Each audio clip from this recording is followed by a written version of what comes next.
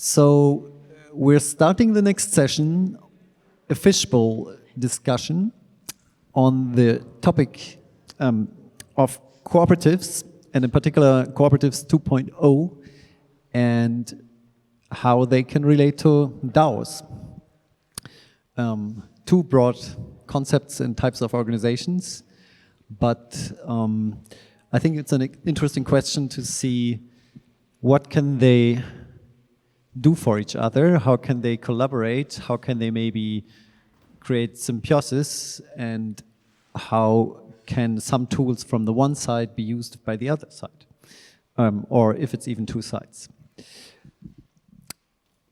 I wanted to start with a very quick introduction and then open the fishbowl, which means anyone who feels like talking can join the stage and talk for a short time, ideally, so that we have a diversity of views and comments and questions. Ara thankfully agreed to join the stage from the beginning, so that we have someone who's rather from the DAO perspective. I'm more from the co-op perspective. I'm going to start with a few words on Co-op 2.0, and I'm going to pre-start with a few introductory words after these introductory words. So, 2 months ago, I had a shock moment.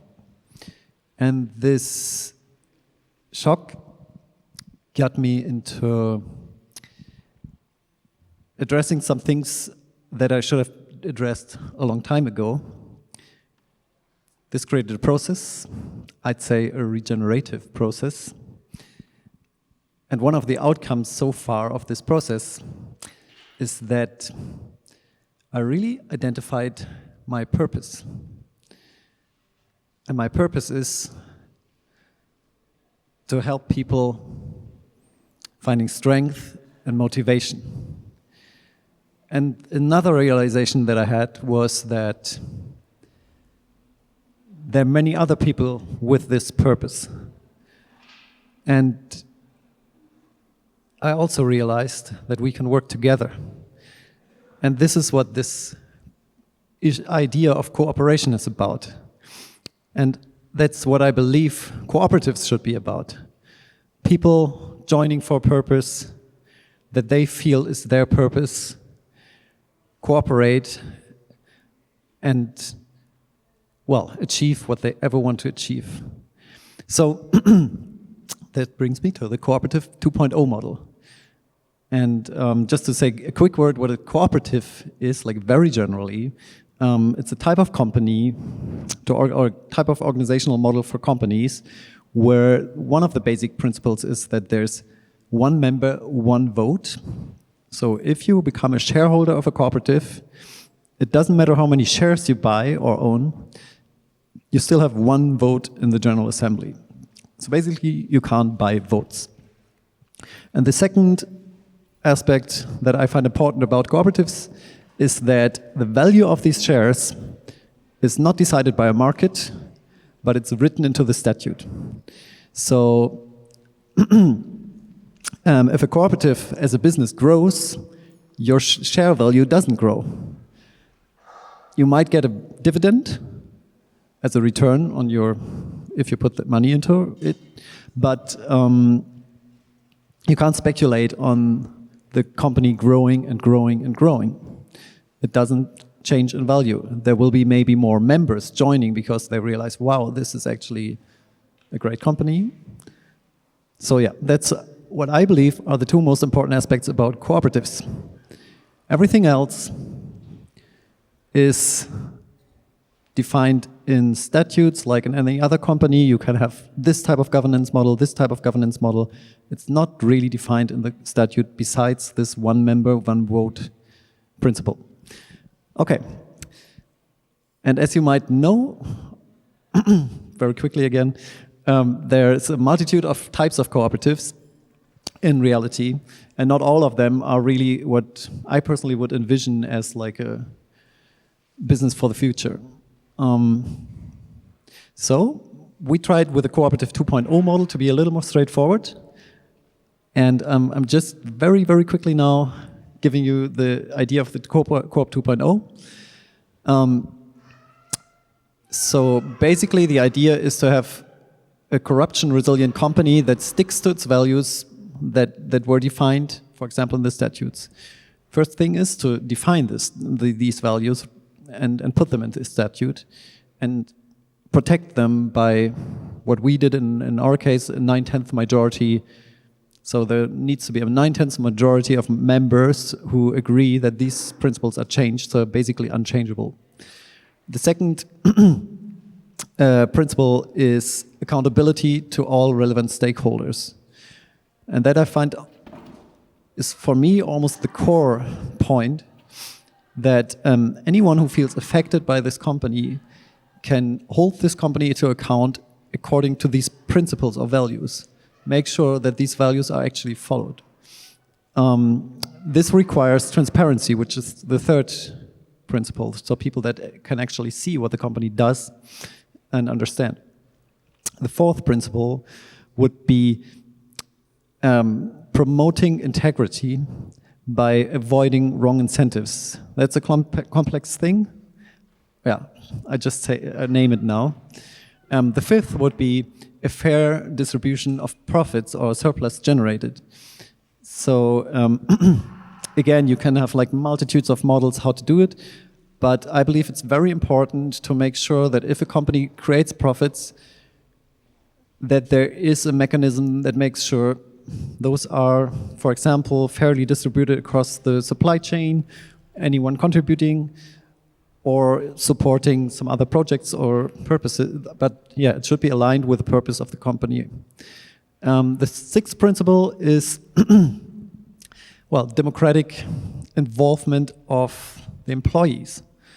I think any company, after all, consists of people who work for this company. And those people should always have a say in what the company does.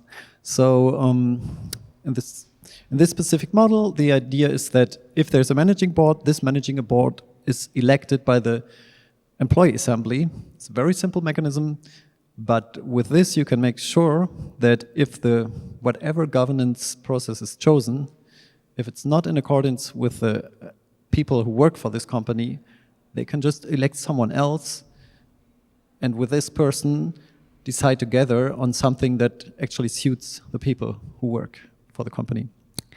And the last principle is making use of the magic of the crowd. Not going into details, but cooperatives are a great model to involve communities into ownership, into participation, and this can give a lot of strength to any type of company if it has a purpose, if the people are involved, if people are co-owners. So that are the 7 principles. To realize this, it's really important to make the threshold for joining the cooperative very low, so not having expensive shares and having an open membership. Yeah, so that was a very quick overview of that model. And now I'd like to open the fishbowl and hand over to Ada. Maybe I'd like to ask you, what are your thoughts on this from a DAO perspective? Yeah, thanks. Thank you. So I will continue where you ended with the membership. So actually, Felix asked me this morning to join this panel, so I had time to think, okay, what are we going to talk about? And actually, I came to this event to learn from cooperatives. So I spent some time thinking, okay, I will ask a question, what can DAO learn from cooperative? But I don't know what can DAOs learn from cooperatives because I don't know so much about cooperatives. So I started thinking the other way.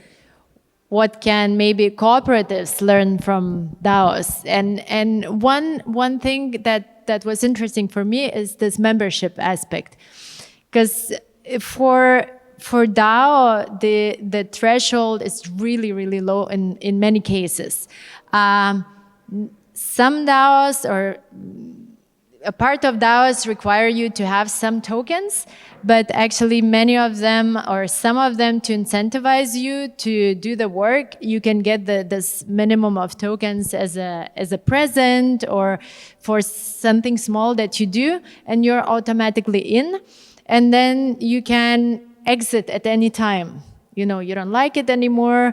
You, as a contributor or as a member, you can go somewhere else.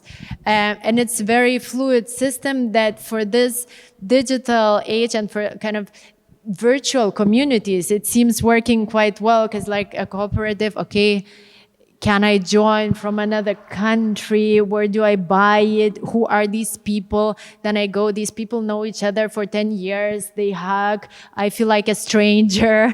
How many years will I need till I get to what they're doing? Well, in a DAO, it's like everyone just joined and it seems like people can, you know, contribute really easily. Of course, there are core contributors, there are founders, they're normally known. In some cases, they're also anonymous, but it seems from this, you know, you're sitting in front of your screen, it seems this threshold to enter is really low. So I was thinking also about shares. Now there is this idea of digitizing, tokenizing shares. Then it would be very easy to, you know, I could sell my share easily on a marketplace or whatever if I don't like it anymore. Someone else could buy it. Of course, I don't know how this would go with the principle that the price will always have to be stable. But yeah, so I was wondering how cooperatives are making membership and access to cooperative easier or like really low threshold because people don't want to get stuck in organizations for a long time. Some of the people, like, we don't want to join parties most often, and we want much more flexible hierarchies and flexible ways for impact. You know, we don't want to join a party because then you need to work up your ranks for 15 years until someone notices you. I want to join and I want to actually do something. So yeah, just my my questions about membership. Great, thank you, Ada. So now it's a fishbowl. So anyone who has a thought on this or another thought, just join us, please. There are right now 2 more seats. Would someone like to comment on this or just add something? Ela, you look a little bit. Yeah.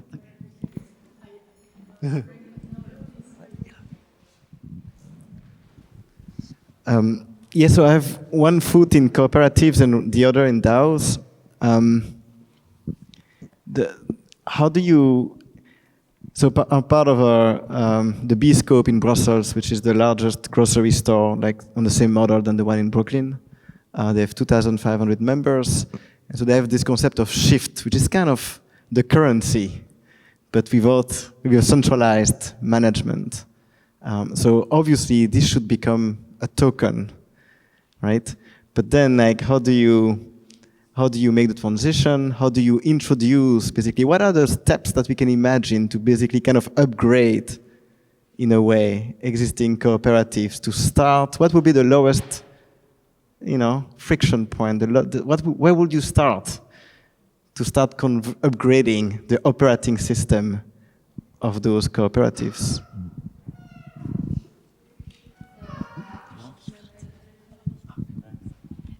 So a question is also if it's wanted and if it's needed. It sounds in many cases a good idea from operational perspective. One thing that is complicated with anything blockchain right now is UX, user experience, user interface. It's been bad. Like, I joined the space 5 years ago. It's been bad. It's still quite, I mean, it made a lot of progress, but still complicated. You tell people you create a wallet, and if you lose the keys, then it's lost forever. It's your fault. You know, it puts a lot of responsibility on the holder of the token, of the share, of anything. And many people don't want this, and there are ways now where you can have a custodian to do this for you. This maybe is a bit expensive, right? Or not for all users, maybe available, but there will be more solutions helping with decentralization. So let's imagine we have solved UX problems and everything looks nice. I connect, I have a whatever password, someone else helps me to recover it if something happens. Then there is this question of speculation or pricing of this whatever thing that is, if the idea is to keep okay, maybe you can have it as a like stable currency to mitigate this effect, but basically it's out there on the free market, and a lot of exchanges there are a lot of decentralized exchanges now. So basically anyone can create some kind of pool to trade your whatever token share against something else, and then it's up to the market forces to influence that. Maybe I should, because I think it's a very good point, which is it really useful? And I think what's interesting to see, as we see cooperative on one side getting more into DAOs and the other side, what they started doing was to people accumulate shifts when they spend 3 hours working in the shop every month. But then now what they started doing is creating a marketplace where you can have, when you have too many shifts, you can actually give to people who need to go on holidays or are sick or whatever. And so I find it fascinating that actually those people in cooperatives, without knowing anything about DAOs, are actually coming to the same realization that we need to decentralize the decision-making process and enable any single cooperator to take the decision that, hey, actually I know you, I know that you are not abusing, and I have extra shift, I'm gonna give it to you without having to start convincing the General Assembly that I should be able to do that. And so I think this is where, so it's very linked to me in the decision-making process. It's not even about speculation, no, it's simply empowering every single member of the cooperative to take decisions for themselves with what they have contributed to the community. Yeah, I think I missed the first part of the conversation, but nonetheless, if I think of cooperatives and DAO moving towards each other, then I see a long march on both sides, because on the one hand, the cooperatives, at least here in Germany, is super difficult to implement. You know it. You've done it several times. Me too. And it's a very heavy legal framework, which you are obliged to adhere to. There is no way of, slipping out. There are audit associations checking your annual figures on top of the taxation authorities. Like everything is regulated, pretty much the decision-making processes, all the roles within a cooperative, and then on the other hand, there's the DAO, which is not a legal form. It's basically super lightweight. On the other hand, so while I can totally see that I understand that the legacy of cooperative governance is something that really brings people to say, okay, this is really something we can learn from, because there's really a lot of good stuff here.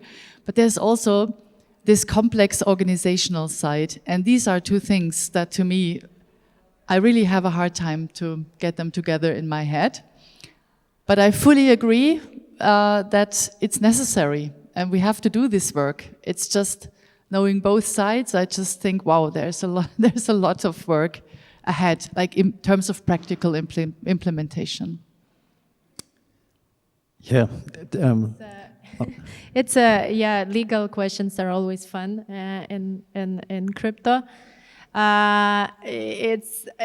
People choose all options, from going all crypto, all anonymous, decentralizing as much as possible. Basically, if regulators don't find out that someone is having more influence on that system than someone else, that someone is kind of running it, then there's no one you can actually charge with something, So some people choose this, other people, there's an NGO form in Switzerland that gives more flexibility. There are some kind of orphan structures where then somehow no one is responsible. But there is even a thought that maybe in the future we will have a form, especially for public goods, that doesn't have any legal. But this is the political system that has to make the shift.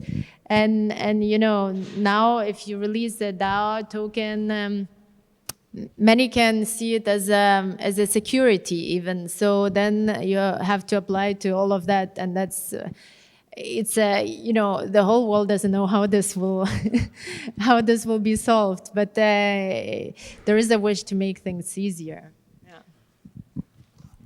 I have a question actually to follow up from that last insight that you shared. The question of like, where can DAOs actually learn from cooperatives?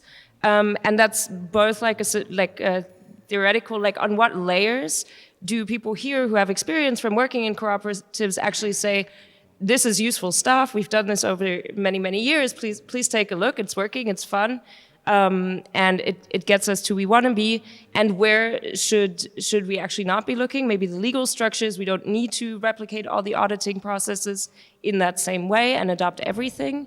But then my question is also, where can DAOs learn from cooperatives, like a place-based question? Because I see in more and more crypto events, there's a few co-op people and everybody flocks towards them and asks them all the questions. But you know, where can crypto people just generally go to speak with people who are in cooperatives? Yeah. And you know, I think that's a very good point. And I was thinking while we were, I mean, the first couple of interventions, we tend to forget that both cooperatives and DAOs are basically people coming together for a reason. It's just that in a cooperative, it's typically a small group of people that come together because they want to work together, because they want to make a living together. Yeah, so that's what a cooperative is for. I mean, in general, there are non-profit cooperatives and all that stuff. And a DAO is a much more open, larger structure. Yeah, if you think, I mean, so for me the question is, why would a group of people come together? And what a DAO can learn from a co-op is how to actually come together and follow some agreed rules. Yeah, so maybe this is oversimplifying things, but we tend to talk about, oh, how difficult it is, the technology, the barriers to, you know, have a wallet, do this, do that. But in the end, I have a look at different DAOs and I think, what is the purpose of these things? You know, why are these people talking together? It's chaos. I cannot find my way around this. I'm not stupid. Like, why would I interact with this group of people? And then you look at the cooperative world, which is fine, but it's got a lot of limitations, not only legal. And it's like, why would we want to replicate these very heavy, structures? So can we get something in the middle without forgetting that people have to be at the center? And we mustn't forget that. And first, I have a really quick follow-up question to that, because you just said cooperatives are small groups of people with a shared purpose who want to work together, come together and do that. What would you call small? Because I agree there's like these huge protocols, DeFi, dropping tokens, and now it's a DAO. Is that a cooperative? Do they even want to replicate or, you know, go into that form? So what's a good size from the co-op perspective of holding these communities? Who knows? I mean, it depends. I'm talking from my own experience of setting up a cooperative in Spain, and it's been an absolute pain. And it's a non-profit cooperative. And anyway, it's like it's a bit of an interesting story. What size? It depends. I mean, it's. Yeah. I wanted to actually add to this. I think I have a quite different perspective. So first of all, there are all types of companies as a cooperative. There's Mondragon with 100,000 member owners. There are huge cooperative banks, huge cooperative insurances, huge cooperative retail companies that don't resemble any type of cooperative. Like if you look at them, you don't see what is so cooperative about them. And I think, like, but if you talk about the essence or the real cooperative principles that are also defined with the International Alliance of Cooperatives, you don't. Then you oftentimes come to more smaller organizations where people know each other and actually cooperate, on a respectful human base. But my experience with creating a cooperative, like, there were some legal issues, but actually we received a lot of support to do this. Like from the cooperative field, there are people who help you with the legal questions. We basically could create our company for free. And the legal part also wasn't very relevant in our operational business. So yes, there's the audit association, but that's every 2 years, and they just basically check that you follow your own promises. And they then create a report and give it to your members, so the members get some transparency. And it's cited as one of the reasons why in Germany cooperatives have a 5 times lower chance of failing than any other business type in terms of going bankrupt in the first 7 years or something. So my experience, it all comes down to which company culture do you create, which actual processes of governance you choose. Like we chose not in the law, but in our daily practice, we chose a sociocratic way of working. But we also had a managing board that was, a bit of, took some strategic decisions. So we had this kind of self-made structure, which was accepted by the employees, or by the team. Like we felt, we had regular check-ins, like weekly check-ins with the whole team to see if everyone is okay with what is happening. And if you have transparency, then this kind of structure, I think, can work in a smaller team. And now, like, if you look at what DAOs can learn from this, I believe I entered the cooperative sphere also as a complete foreigner and someone who had no idea about cooperatives. It happened that what we wanted to create was similar to a cooperative, so we decided for that legal form. And then I started learning. And so one of the things I learned was that there's enormous amount of experience around governance and around solving a lot of problems that I hear from the DAOs field. I remember one of the consultants, an older person who was in the cooperative world since a long time, told me at an early point, you have to know in cooperatives, leadership is even more important.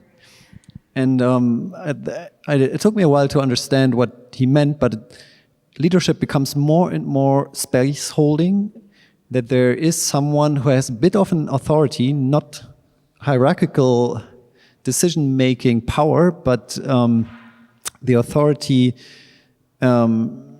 to set the ground and make sure that everyone feels heard, that people are empowered, that takes a lead in empowering people, that talks to individual persons and helps them coming out of themselves. And this human aspect and this leadership aspect, I feel this is kind of neglected in what I've seen so far in the DAO world, where I saw some DAOs where it was more about how many tokens you hold from some type of tokens, which seems to me, I don't know, not the ideal way of treating leadership. But then also, one more thing, I think like co-ops could really need a revive and a redesign. And I think from the DAO world, there's so much intelligence and so much creativity going into processes and into new tools. And I think this should just be applied in a very low-level, non-legal, but effective way, like using governance tools, using tokens, or like circles as an internal currency within a co-op, like making use of all these new innovations. I think it's a big power.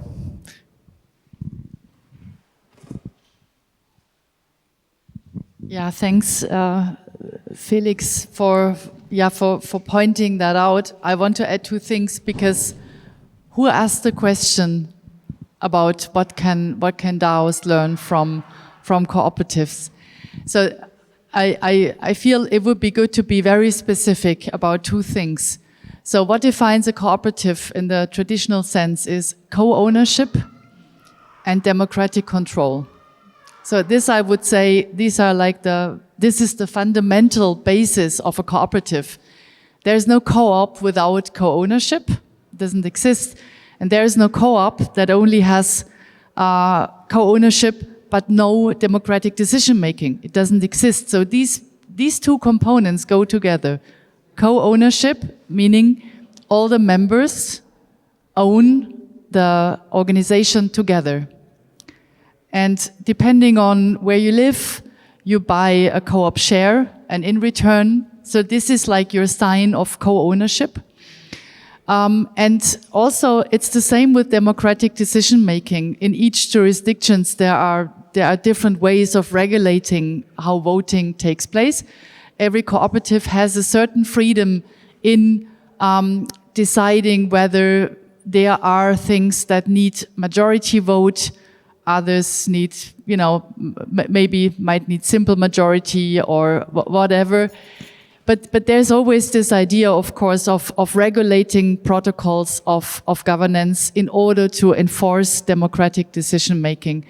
And this whole legal framework that I was referring to, and Felix is right, it also has a very positive aspect because it's enforcing that. It makes sure that people can claim their voice, one member, one vote.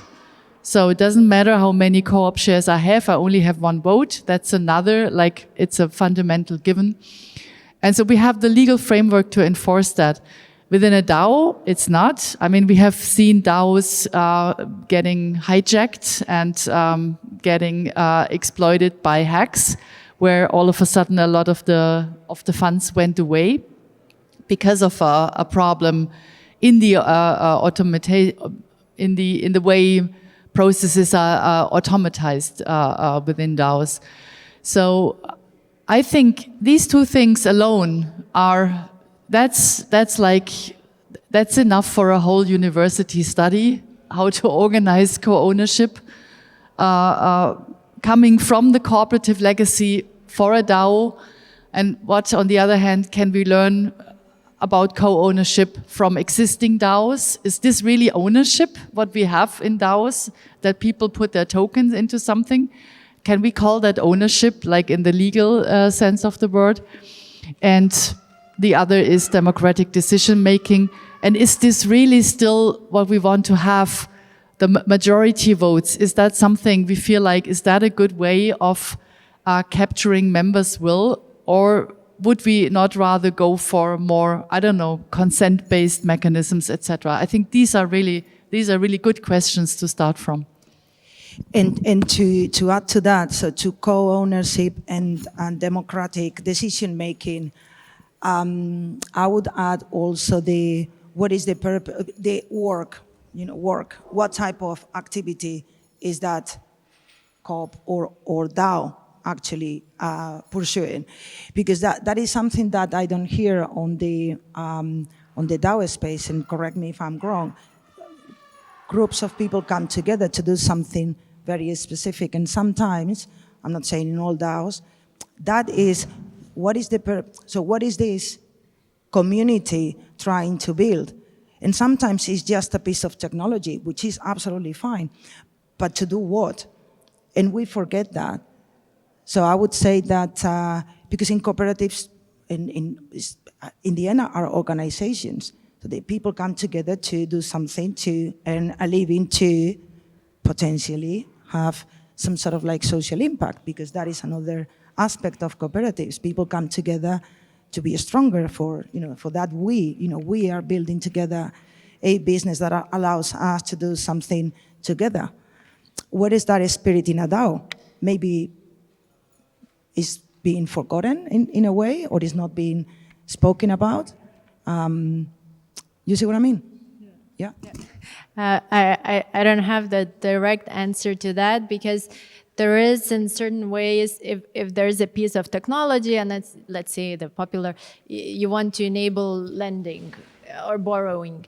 Well, what does that mean? You know, there are not enough maybe additional values that are spelled out, or the kind of the end purpose. And then, of course, there is also profit element, and the piece of technology can be used in multiple ways. So, you know, technology as a product is sometimes difficult to define because it can be so much. But when I was listening to what you said about that cooperative is co-ownership, so and democratic process. So with tokens, quite often the problem is that there is, and that's why the legal system is confused and everyone is confused, that token is an ownership because there is no equity, let's say. In some DAOs, some are incorporated as companies, but let's say the purest, the same token is ownership, the same token is your governance right, and the same token is utility, the profit, the income that you get from the activity that you do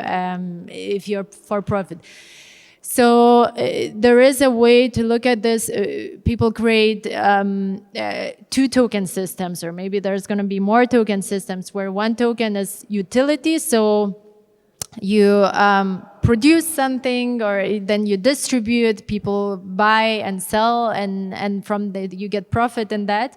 And there is governance tokens. So maybe for DAOs, it's for co-ops, it's interesting to experiment first of all only with governance tokens, and there is a way, you know, how people get them or lose them, and it can be tied to your contributions, and these can be non-transferable tokens, can be NFTs, whatever that it's, you know, not that you cannot trade in that, and then see, how this governance aspect does it always have to be one person or one vote? You know, can it be depending on how much I'm contributing, depending how much I'm not contributing? So looking from the token, trying to see how can we not mix up everything in one, because this is where it gets complicated, you know, legally and in terms of power concentration. Yeah. It seems to me that this is actually an amazing potential that has been created through, well, blockchain technologies, DAOs, everything that evolved around this, which if it had been there for cooperatives at earlier stage, they probably would also have used it. And I think my feeling is like also here at Regens Unite, definitely when we created our first cooperative, for me the goal was to create a model that can replace the existing outdated models of companies that are right now dominating the economy and the world. And I feel we need to develop models that are not just designed to solve some specific problems in society, but really that can replace all existing company models out there. So we really have to create things that can be mainstreamed and that can that are like functional. If you understand that everything you wear, everything you eat, everything you use is owned cooperatively or through DAOs or through these new models. So these tokens, and because they're so designable and so flexible, I think are an amazing way of using new or implementing new ownership structures. It just needs to be like very smart. And just to finish, like I think in cooperatives, it's also important to understand or to emphasize that the one member, one vote principle, the real democratic principle of cooperatives, concerns the basic rules that govern the cooperative. So there, when it's about deciding about the rules, then this principle comes into place. When it comes to all-day business decisions, the rules count. So the rules can say it's sociocratic, or they can say we leave it up to the managing board, but the managing board is elected by the employees, so They can't just do what they want. They can't play kings and queens. They have to actually listen to everyone and find ways that everyone feels comfortable with. And I think this can be a way that might, or this could be an approach that might be implemented into DAOs to solve these governance discussions that I feel are kind of taking over, and also in cooperatives actually, like in particular the progressive ones, oftentimes lose themselves and spend way too much energy on governance questions and how do we do this now and who's taking the decision, and we have to listen. So you can find effective ways, but you have this accountability at the same time, and you have rules that everyone agrees on and feels comfortable with. This, I think, could be also like something that where we can learn from each other or even integrate both. Yeah, I totally second what you say. To put things back in perspective, we are in a climate crisis right now. We are part of a system that is all about, it's a degenerative economy, right? And so we march for the climate on Sunday, and on Monday we go back to work, working for Procter & Gamble, or working for selling more in advertising, trying to get people to consume more, right? And so there is this fundamental like disconnect between our values and what we do to make money, to be able to buy bread. And so I'm totally convinced that it's about upgrading the economic system from privately owned companies where there is a misalignment between stakeholders and shareholders to cooperatives type where every stakeholder is a shareholder. Now, I would like to ask everyone, who is part of a cooperative? And who is part of and who is part of a DAO? That's interesting. Like, I would really, really, really invite you. I think to me, like the first step is the best way to learn is to get in the water. And so I would really invite all of you to join a local cooperative. You will learn a ton. And then that's how cross-pollination, is that the way, will happen. It's because people in those cooperatives will have some experience in DAOs and vice versa. So I would really invite you to think about that. And the other thing is, yes, then the question becomes, how do we get more people to be in cooperatives? How do we make it easier to join a cooperative, to create a cooperative? And to me, that's where DAOs can play a big role, because now things become much more fluid if we can create tokens. And if now, to get a shift at the local grocery cooperative in Brussels, I can actually ask my neighbor, because in a peer-to-peer fashion, he can actually give me those shifts. Right? So you start basically increasing the number of ways that people can contribute to the cooperative, because now there is not anymore a single point of authority, so to speak, and there is this more distributed decision-making process. So anyway, there's a lot of things to think about, and it starts by having experience in both worlds. So we'll invite you to have one foot in DAOs and one foot in cooperatives, and yeah. Thank you. Anyone? Great.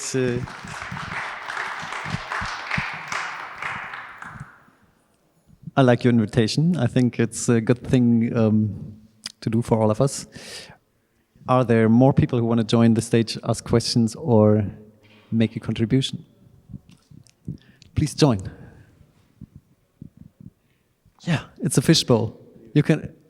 You don't feel like welcome, joining? but if you also want, you can stay if you prefer, but you're more than welcome to join. Hi, I'm Katz. I'm a very, very small minority in this event today. I am an actual degen blockchain person from the dark side. Tail end of deep liquidity and liquidity mining, all the places where all the money that you think is dirty comes from. All the places where, people buy monkey JPEGs for millions of dollars. I come from that industry, right? It was you. Yeah, well, I want to say that if this is a space of open discourse, then that works both ways. I want to say that I'm a little tired of people hating on us I want to say that I'm really tired of ostracization. The minute we open our mouths in regenerative circles, we get shot down or we get called the villain. I want to say that a lot of the millions produced in this industry as tokens become green grants that then go to events like this and fund what we're doing today. I want to say that carbon credits on the blockchain is not the only thing the blockchain can do. There are DEXs that do ocean cleanup. Basically, complex technological products that produce a certain amount of revenue that does good in the real world. For example, and I don't even know if we've talked about this enough, here at Regens United, we have people from an indigenous tribe in Brazil. I will mispronounce their name, so I will refrain from pronouncing it. But they are trying to raise funds to buy land in the Amazon. We have not done enough on that front, and they're okay to even take donations of as small as $5, $10 in Bitcoin. They set up a Bitcoin account, guys. And we're talking about the green lung of the planet.